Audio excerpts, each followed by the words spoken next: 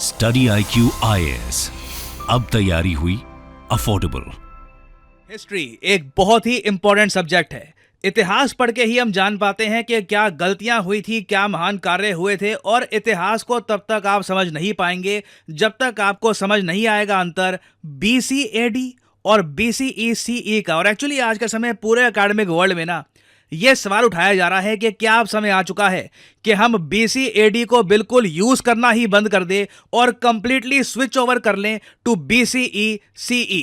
थोड़ा सा ना बिल्कुल मैं कहूंगा सरल भाषा में आपको समझाता हूं कि ये इशू क्या है, फिर मैं आपको बताऊंगा दोनों में अंतर क्या है। ना सबसे पहले आपके सामने एक बहुत ही बेसिक विकिपीडिया का पेज है, हिस्ट्री ऑफ इंडिया की बात की जा रही है और नीचे आपके सामने है बहुत सारी जानकारी। मगर एक बात नोट करना, कहीं भी BC और AD का मेंशन नहीं मिलेगा आपको।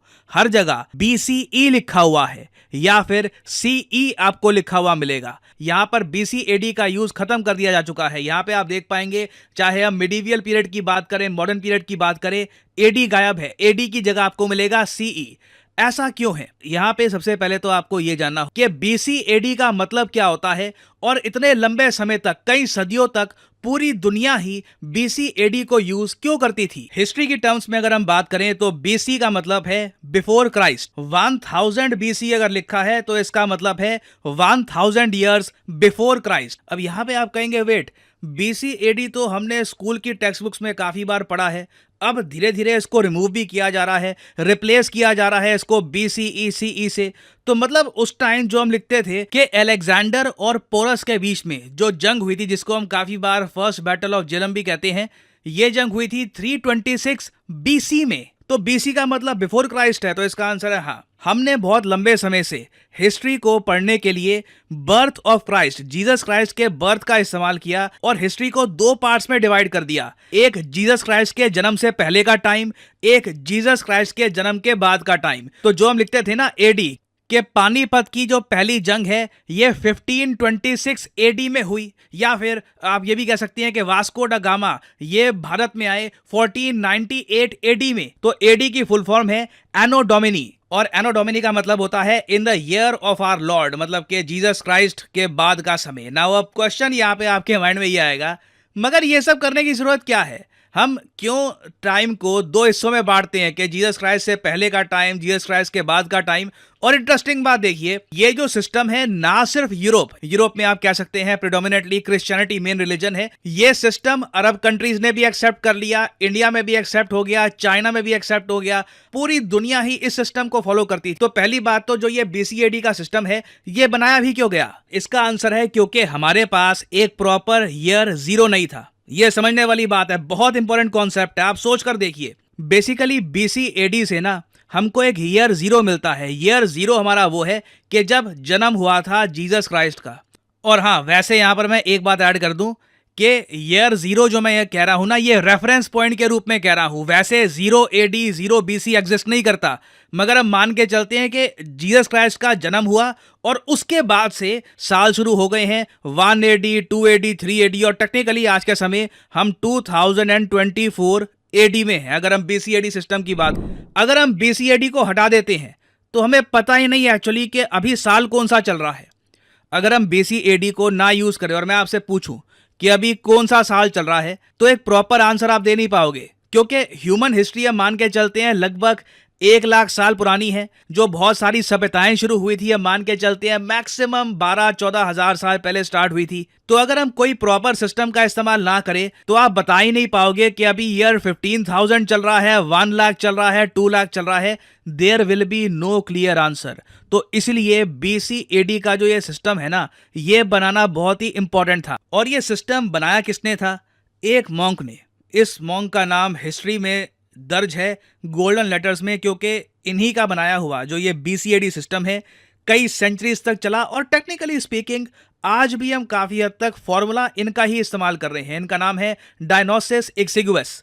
इनके बारे में आप गूगल करेंगे, बहुत सारी जानकारी आपको मिल जाएगी। इन्होंने ही आज से 1500 साल पहले, जी हाँ 1500 साल पहले BC AD का सिस्टम बनाया था। और यहाँ पे आपका एक ऑब्वियस क्वेश्चन आएगा कि अगर इस मॉन्क ने BCAD का सिस्टम बनाया था तो इस कैलेंडर सिस्टम को हम ग्रेगोरियन कैलेंडर क्यों कहते हैं। रीजन इसका यह है क्योंकि उस टाइम पोप थे, पोप ग्रेगरी द 13th। इन्होंने ही कमीशन किया था कि चलिए एक नया कैलेंडर सिस्टम बनाते हैं, क्योंकि इससे पहले यूरोप में जो मेन कैलेंडर सिस्टम इस्तेमाल किया जा रहा था, जूलियन कैलेंडर सिस्टम, इसमें कुछ कमियां थी। लीप ईयर को लेके इशू आते थे, काफी बार एक बिल्कुल एक्यूरेट आपको पता लगता नहीं था कि कौन सा डेट चल रहा है, कब एक दिन खत्म हो चुका है। तो इसलिए एक ग्रेगोरियन कैलेंडर सिस्टम बनाया गया, और ऑब्वियसली सिंस ये पोप के कमीशन करने में बनाया गया था, तो जीसस क्राइस्ट के जन्म को इन्होंने रखा सेंट्रल पॉइंट। कि दुनिया में हम कहेंगे कि मॉडर्न जो अभी टाइमलाइन चल रही है AD की, ये तब शुरू हुई थी जब जीसस क्राइस्ट का जन्म हुआ था। अब यहां पे आपका क्वेश्चन आएगा, चलो ठीक है, ये तो हुआ जी यूरोप में, दुनिया तो बहुत बड़ी है, इस्लामिक वर्ल्ड है, फिर उसके अलावा चाइना है, उसके अलावा इंडिया है, बाकी सभ्यताओं ने खुद के कैलेंडर नहीं बनाए और पूरी दुनिया ने ही ये ग्रेगोरियन सिस्टम को एक्सेप्ट क्यों कर लिया। वेल देखिए, इसका आंसर है कि बिल्कुल इस्लामिक वर्ल्ड ने भी खुद का एक कैलेंडर बनाया है, कई जगह उसको वो लोग यूज भी करते हैं। फॉर एग्जाम्पल यहाँ पे आप देख पाएंगे जो इस्लामिक कैलेंडर है, इसमें जो हम मेन मान के चलते हैं ईयर 0 के, अब से जो नया अभी टाइम शुरू हो गया है, इसकी शुरुआत है, ये वो उस ईयर को मानते हैं जब प्रॉफेट मोहम्मद साहब ने एक बहुत बड़ी माइग्रेशन करी थी फ्रॉम मक्का टू मदीना। तो क्रिश्चियंस के लिए birth of Jesus Christ, Muslims के लिए मक्का से मदीना तक जो प्रॉफेट मोहम्मद की एक बहुत इंपॉर्टेंट जर्नी थी, उसको इन्होंने रखा है ईयर 0। हालांकि मैं आपको ये बता दूं, इस्लामिक कैलेंडर और ग्रेगोरियन कैलेंडर में 600 साल से भी ज्यादा का फर्क है। ग्रेगोरियन कैलेंडर के हिसाब से अभी साल चल रहा है 2024, मगर इस्लामिक कैलेंडर के हिसाब से आप देखोगे तो साल चल रहा है 1445, क्योंकि इनका ईयर 0 काफी बाद में आता है compare to Gregorian calendar. Similarly आप अगर आगे देखिए तो चाइना का भी खुद का कैलेंडर है। इन्होंने भी एक, इनके एम्परर थे हुआंगदी, इनके कहने पर खुद का एक जो कैलेंडर सिस्टम है ये बनाया था, और इनका जो ईयर 0 है ये लूनर और सोलर साइकिल्स के हिसाब से आता है।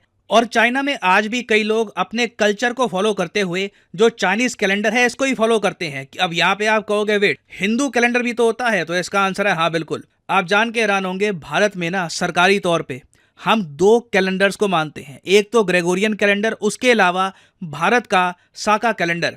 इसके बारे में एक्चुअली यूपीएससी ने 2014 में एक सवाल ही पूछ लिया था। यहाँ पे आप देख पाएंगे ये पूछ रहे हैं कि साका कैलेंडर के हिसाब से जो ग्रेगोरियन कैलेंडर है इनकी डेट्स कैसे कॉरेस्पॉन्ड करती है। बहुत ज़्यादा टफ क्वेश्चन है, और ओवर द इयर्स यूपीएससी ने काफ़ी बार इस टाइप के क्वेश्चंस पूछे हैं रिगार्डिंग इंडियन कैलेंडर, क्योंकि साका कैलेंडर सिर्फ इंडियन हिस्ट्री का पार्ट नहीं है, कल्चर का पार्ट नहीं है, ये एक्चुअली इंडिया का नेशनल कैलेंडर भी है। जी हाँ, आप जान के हैरान होंगे, भारत का एक नेशनल कैलेंडर भी है द साका कैलेंडर। और कभी भी कोई इंडियन गवर्नमेंट की नोटिफिकेशन देख लेना, कोई गजट देख लेना, ऑल इंडिया ब्रॉडकास्ट जो होते हैं ऑल इंडिया रेडियो के, वहां पे आप देख लीजिएगा, आपको साका कैलेंडर की जो डेट है वो भी लिखी हुई मिलेगी ग्रेगोरियन कैलेंडर के साथ में। और अगर यहाँ पे आपका सवाल ये है कि जो ग्रेगोरियन कैलेंडर है उससे साका कैलेंडर कितना डिफरेंट है, तो देखिए साका कैलेंडर 78 इयर्स बाद स्टार्ट होता है compare to the Gregorian calendar. तो इसलिए साका कैलेंडर के हिसाब से अभी ईयर चल रहा है 1945। जी हाँ, इंडियन नेशनल कैलेंडर के हिसाब से ये साल चल रहा है, और वैसे जो ग्रेगोरियन कैलेंडर है जो ऑलमोस्ट पूरी दुनिया में यूज होता है, इनके हिसाब से साल चल रहा है 2024। अब यहाँ पे आपका एक बहुत ही बेसिक क्वेश्चन ये सामने आ सकता है कि अगर इंडिया का खुद का कैलेंडर था, चाइनीज कैलेंडर था, इस्लामिक वर्ल्ड का कैलेंडर था, तो सब लोग ये जो BCAD वाला सिस्टम है ग्रेगोरियन कैलेंडर का, जहां पर जीसस क्राइस्ट के बर्थ को हम मानते हैं ईयर 0, उसे फॉलो क्यों कर रहे थे। वेल देखिए, रीजन यहां पर है क्योंकि ये कैलेंडर दुनिया भर में बहुत जगह एक्सेप्ट हो चुका था। यूरोप के जो एक्सप्लोरर्स हैं, जो इनके कॉन्क्वेस्ट जो उन्होंने करी है, इसका काफी इंपॉर्टेंट रोल है। इंडिया में तो आप सीधा सीधा कह सकते हैं कि जब ब्रिटिशर्स इंडिया में आए तो ऑटोमेटिकली ग्रेगोरियन कैलेंडर का यूज बहुत ज्यादा बढ़ गया था। It is very much obvious. British empire अपनी जो भाषा है, कैलेंडर है, वो सभी लेके आया। उसके अलावा जैसे जैसे यूरोपियंस ने नॉर्थ अमेरिका कब्जा लिया, कनाडा बस चुका था, यूएस बस चुका था, इवेंचुअली इन कंट्रीज ने भी, चाहे इनको टाइम लगा, धीरे धीरे इन कंट्रीज ने भी ग्रेगोरियन कैलेंडर को एक्सेप्ट कर लिया। बाद में धीरे धीरे जापान ने इसको एक्सेप्ट कर लिया, रशिया ने एक्सेप्ट कर लिया। तो पूरी दुनिया को यह समझ में आ गया था कि अगर ट्रेड करना है, ट्रैवल करना है, दुनिया से बात करनी है, तो ग्रेगोरियन कैलेंडर को फॉलो करना होगा, क्योंकि ये काफी हद तक एक्सेप्ट कर लिया जा चुका है एज द ग्लोबल कैलेंडर। अब इसके बाद आपका सवाल ये आएगा कि चलो ठीक है, दुनिया ने BCAD को एक्सेप्ट कर लिया था, आपने एनसीईआरटी की किताबों में भी बीसीएडी ही पढ़ा होगा लंबे समय तक, मगर अब अचानक से ये बीसीई और सीई क्यों आ रहा है और ये रिप्लेस क्यों कर रहा है बीसीएडी को हर जगह? देखो, दुनिया ने बीसीएडी को एक्सेप्ट कर लिया, मगर धीरे धीरे लोगों की आवाज सामने आई। लोगों ने ये कहा कि हम एक सेकुलर कैलेंडर सिस्टम को एक्सेप्ट क्यों नहीं कर सकते, हम बिफोर क्राइस्ट की जगह बिफोर कॉमन एरा क्यों नहीं लिख सकते। और धीरे धीरे दुनिया भर के स्कॉलर्स ने इस बात से एग्री किया कि एकेडमिक फील्ड में सेकुलर माइंडसेट के साथ हमको आगे बढ़ना होगा, रिलीजन को रिमूव कर देते हैं। और इसलिए आप देख रहे हो बहुत सारी यूनिवर्सिटीज में, एनसाइक्लोपीडियाज में, बुक्स में अब बीसीएडी नहीं लिखा जा रहा, बीसीई और सीई लिखा जा रहा है। बीसीई रिप्लेस कर रहा है बीसी को, क्योंकि बीसी था बिफोर क्राइस्ट और बीसीई है बिफोर कॉमन एरा, और सीई रिप्लेस कर रहा है एडी को, एनो डोमिनी को, क्योंकि सीई की फुल फॉर्म है कॉमन एरा। आज के समय हम 2024 कॉमन एरा में जी रहे हैं और ये जो चेंज है धीरे धीरे आपको हर जगह दिखेगा। हालांकि इंटरेस्टिंग बात पता है क्या है, मेन सिस्टम है आज भी वही इस्तेमाल किया जा रहा है, ग्रेगोरियन कैलेंडर वाला। हमने बस नाम बदला है। आज भी पूरी दुनिया जो ये कैलेंडर को मान के चलती है, 2024 को हम मान के चलते हैं कि करंट ईयर है, तो जो मेन सिस्टम है इसके पीछे कि ईयर 0 को हम मानेंगे as the birth of Jesus Christ, उसको ही फॉलो किया जा रहा है। तो ये एक बहुत ही इंटरेस्टिंग पॉइंट है। तो अब मैं उम्मीद करता हूं कि आप ये जो टाइमलाइन है प्रॉपरली समझ गए होंगे। अगर मैं आपसे पूछूं कि अशोका द ग्रेट का जन्म कब हुआ था, तो आप आंसर कर सकते हैं 232 बीसीई, या फिर अगर आप पुराने सिस्टम के साथ आंसर करना चाहते हैं तो आप 232 बीसी भी कह सकते हैं। दोनों जवाब ठीक होंगे। और अभी कौन सा साल चल रहा है? 2024 सीई, मतलब कॉमन एरा। ये आज के समय हम यूज कर रहे हैं कॉमन एरा। बाकी अगर पुराने सिस्टम के हिसाब से आपको आंसर करना है तो आप ये भी कह सकते हैं दिस इज 224 एडी। बहुत ही सिंपल कॉन्सेप्ट है, पर इसकी जो हिस्ट्री है बहुत इंटरेस्टिंग है और मैं उम्मीद करता हूं कि यहाँ पे आपको बहुत कुछ जानने को मिला होगा। So this right here is the end of the video. Thank you for listening and as I always say, may the gods watch over you. Study IQ IAS, अब तैयारी हुई अफोर्डेबल।